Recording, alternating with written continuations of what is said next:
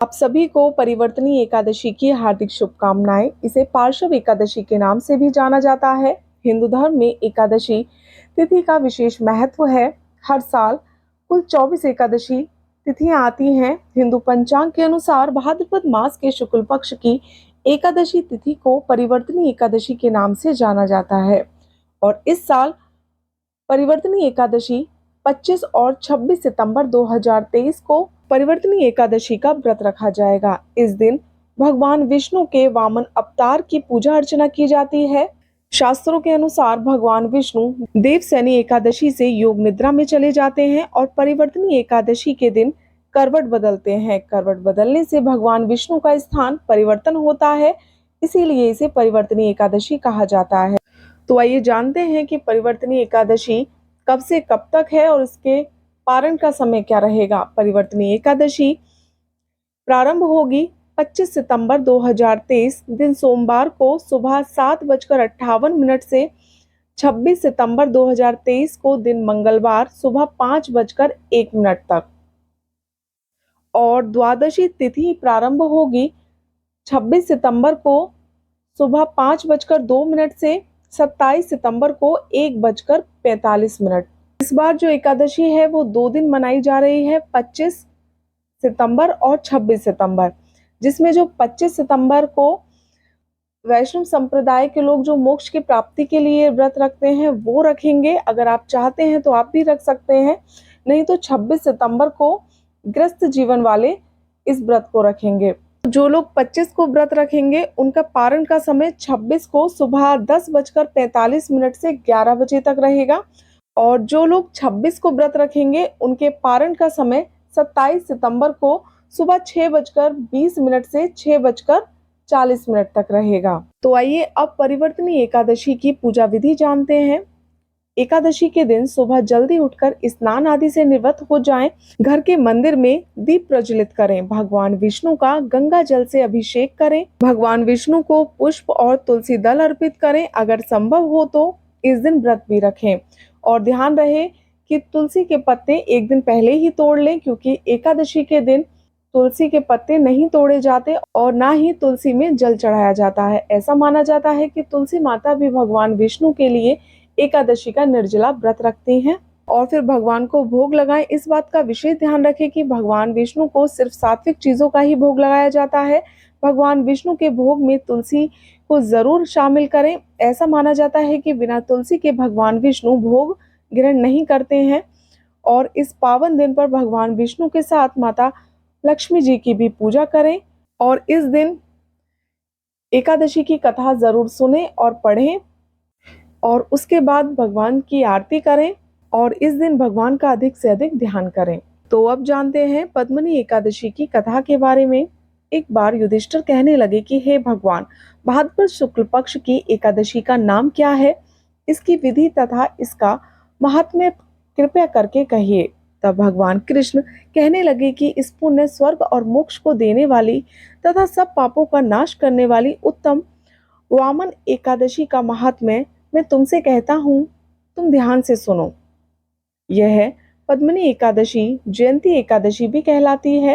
इसका यज्ञ करने से वाजपेयी यज्ञ का फल मिलता है। पापियों के पाप नष्ट करने के लिए इससे बढ़कर कोई उपाय नहीं है। जो मनुष्य इस एकादशी के दिन मेरी वामन रूप में पूजा करता है उसके तीनों लोक पूज्य होते हैं। अतः मोक्ष की इच्छा करने वाले मनुष्य इस व्रत को अवश्य करें। जो कमल नयन भगवान का कमल से पूजन करते हैं वे अवश्य भगवान के समीप जाते हैं। इसके भाद्रपद शुक्ल एकादशी का व्रत और पूजन किया उसने भगवान ब्रह्मा विष्णु सहित तीनों लोकों का पूजन कर लिया। अतः हरिवासन अर्थात एकादशी का व्रत अवश्य करना चाहिए। इस दिन भगवान करवट लेते हैं, इसीलिए इसको परिवर्तनी एकादशी कहते हैं। भगवान के वचन सुनकर युधिष्ठिर बोले, भगवान, मुझे अति संदेह हो रहा है कि आप किस प्रकार सोते और करवट लेते हैं तथा किस तरह राजा बलि को बाधा और वामन रूप रखकर क्या क्या लीलाएं की, चतुर्मास के व्रत की क्या विधि है तथा आपके शयन करने पर मनुष्य का क्या कर्तव्य है, सो आप मुझसे विस्तार में बताइए। श्री कृष्ण कहने लगे कि हे राजन, अब आप सब पापों को नष्ट करने वाली कथा का श्रवण करें। त्रेता युग में बलि नामक एक दैत्य था। वह मेरा परम भक्त था। विविध प्रकार के वेद सूत्रों से मेरा पूजन किया करता था और नित्य ही ब्राह्मणों का पूजन तथा यज्ञ के आयोजन करता था। लेकिन इंद्र से द्वेष के कारण उसने इंद्रलोक तथा सभी देवताओं को जीत लिया। इस कारण सभी देवता एकत्र होकर सोच विचार भगवान के पास गए। बृहस्पति सही इंद्रादिक देवता प्रभु के निकट जाकर और नतमस्तक होकर वेद मंत्रों द्वारा भगवान का पूजन और स्तुति करने लगे। अतः मैंने वामन रूप धारण करके 5वां अवतार लिया और अतः अत्यंत तेजस्वी रूप से राजा बलि को जीत लिया।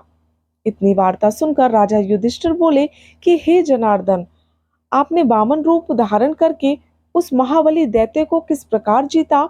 श्री कृष्ण कहने लगे, मैंने वामन रूपधारी ब्रह्मचारी बलि से 3 पग भूमि की याचना करते हुए कहा, ये मुझको 3 लोक के समान है। हे राजन, यह तुमको अवश्य ही देनी चाहिए। राजा बलि ने इसे तुच्छ याचना समझकर 3 पग भूमि का संकल्प मुझको दे दिया और मैंने अपने त्रिविक्रम रूप को बढ़ाकर यहाँ तक कि भूलोक में पद, भुवरलोक में जंगा, स्वर्गलोक में कमर, महलोक में पेट, जनलोक में हृदय, यमलोक में कंठ की स्थापना कर सत्यलोक में मुख, उसके ऊपर मस्तक स्थापित किया। सूर्य, चंद्रमा आदि ग्रह गण, योग, नक्षत्र, इंद्रादिक देवता और शेष आदि सब नाग गणों ने विविध प्रकार से वेद सूत्रों से प्रार्थना की। जब मैंने राजा बलि का हाथ पकड़कर कहा कि हे राजन, एक पद में पृथ्वी, दूसरे से स्वर्गलोक पूर्ण हो गए, अब तीसरा पग कहाँ रखूं? तब राजा बलि ने अपना सिर झुका लिया और मैंने अपना सिर उसके मस्तक पर रख दिया, जिससे मेरा वह भक्त पाताल को चला गया। फिर उसकी विनती और नम्रता को देखकर मैंने कहा कि हे बलि, मैं सदैव तुम्हारे निकट ही रहूंगा। विरोचन पुत्र बलि से कहने पर भाद्रपद शुक्ल एकादशी के दिन बलि के आश्रम में मेरी मूर्ति स्थापित हुई। इसी प्रकार दूसरी शीर्ष सागर में शेषनाग के पष्ट पर हुई। हे राजन, इस एकादशी को भगवान शयन करते हुए करवट लेते हैं, इसीलिए तीनों लोकों के स्वामी भगवान विष्णु का उस दिन पूजन करना चाहिए। इस दिन तावा, चांदी, चावल और दही का दान करना उचित है। रात्रि को जागरण अवश्य करना चाहिए और जो विधि पूर्वक इस एकादशी का व्रत करते हैं वे सब पापों से मुक्त होकर स्वर्ग को जाकर चंद्रमा के समान प्रकाशित होते हैं और यश पाते हैं। जो पाप नाशक इस कथा को पढ़ते हैं या सुनते हैं उनको 1000 अश्वमेघ यज्ञ का फल प्राप्त होता है।